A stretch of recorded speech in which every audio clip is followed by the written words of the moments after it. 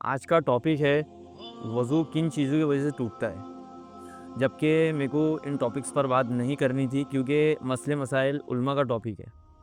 लेकिन आप ये समझ लो कि मैं बहुत फ्रस्ट्रेट हो के वीडियो बना रहा हूँ क्योंकि इतने लोग हैं जिनको पता ही नहीं कि वज़ू किन चीज़ों की वजह से टूटता है। मतलब 50 प्लस एज हो गई, लोगों की 60-60 साल उम्रें हो गई, लेकिन उन्हें ये नहीं पता।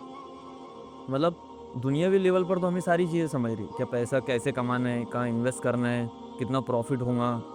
फॉर एग्ज़ाम्पल अगर हमें किसी भी फ़ील्ड से फ़ायदा उठाना है, तो हम क्या करेंगे, हम कोशिश करेंगे कि उससे रिलेटेड जितनी भी नॉलेज है, जितनी भी इन्फॉर्मेशन है, वो हमें पता हो। और हम उन लोगों से बात करेंगे जिनको ऑलरेडी वो फ़ील्ड का एक्सपीरियंस है, या हम उससे रिलेटेड क्लासेस लगाएँगे। मतलब जो भी हो सकता है हम उसके लिए करेंगे। क्यों? क्योंकि उसके करने से हमें फ़ायदा होगा। लेकिन आज हमारी नज़र में दीन की कोई वैल्यू है नहीं। तो उसके उसके बारे में पढ़ने से, उसको समझने से, उस पे अमल करने से हम करेंगे क्या? और ये मैं किसी के बारे में बात नहीं कर रहा, किसी को पॉइंट आउट नहीं कर रहा, ये मैं अपने बारे में बात कर रहा। क्योंकि जब मेरे को दीन की इतनी समझ नहीं थी, तो मेरा सारा टाइम फ़िल्मों में, गानों में, दोस्तों में, इन सारी चीज़ों में जा रहा होता। जबकि मेरे को उस टाइम इन सारी चीज़ों का पता नहीं था। लेकिन जब मैं इस तरफ आया, तो मैंने कुरान को पढ़ना शुरू किया, हदीस को पढ़ना शुरू किया, इस्लाम से रिलेटेड जितनी भी चीज़ें हैं, मैंने उनके बारे में पढ़ना शुरू किया। क्यों? क्योंकि एक वैल्यू पैदा हो गई। और जब नहीं थी तो मैं उस बारे में सोचता भी नहीं था।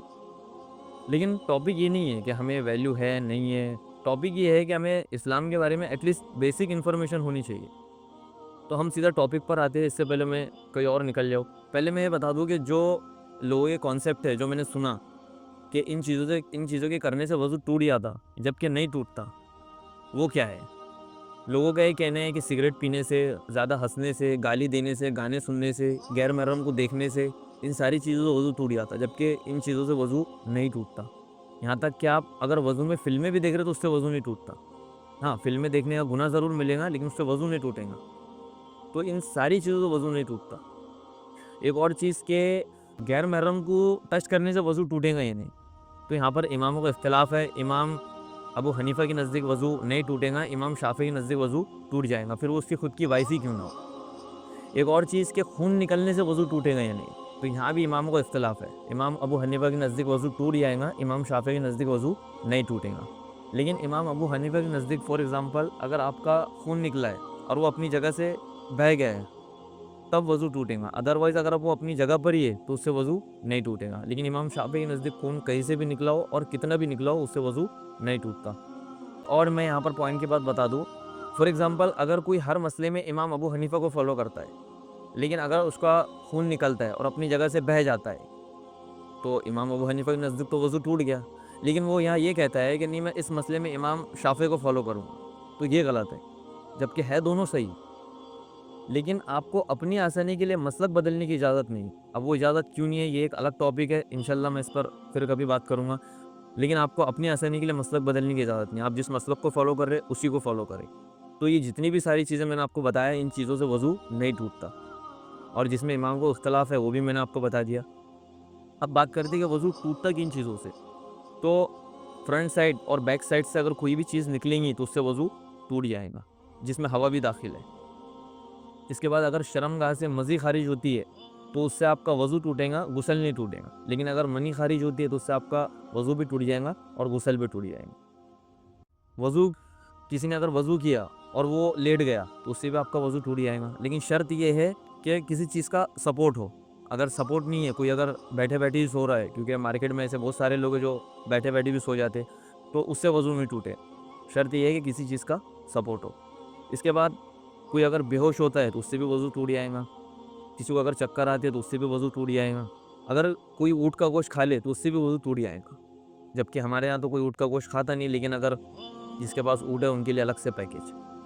फिर इसके बाद अगर कोई नमाज़ में मुस्कुराता है, तो इससे ना आपकी नमाज़ टूटेगी, ना वज़ू टूटेगा। लेकिन अगर नमाज़ में कोई हँसता है, जिसमें आपके पीले दाँत दिख रहे हो, तो उसमें आपकी नमाज़ टूटेगी, वज़ू नहीं टूटेगा। लेकिन अगर नमाज़ में कोई कहका लगाता है, जो हँसने से ऊपर की चीज़ है, तो इससे आपकी नमाज़ भी टूट जाएगी और वज़ू भी टूट जाएगी। फिर अगर किसी को उल्टी आती है, तो उससे भी आपका वज़ू टूट जाएगा। लेकिन शर्त ये है कि मुँह भर के आई हो, अगर थोड़ी बहुत आई हो, तो उससे वज़ू नहीं टूटेगा। अब लास्ट पॉइंट ये है कि शर्मगाह को हाथ लगाने से भी वज़ू टूट जाएगा, लेकिन इमाम शाफ़ी के नज़दीक, इमाम अबू हनीफ़ा के नज़दीक वज़ू نہیں ٹوٹے گا۔ ایک اور چیز کہ کافی سارے لوگ سوچتے ہیں کہ زیادہ ٹائم وضو میں رہنے سے وضو ٹوٹ جاتا، جبکہ ایسا نہیں ہے۔ اگر آپ نے فجر میں وضو کیا اور آپ کا وضو نہیں ٹوٹا تو اسی وضو سے آپ عشاء کی نماز بھی پڑھ سکتے۔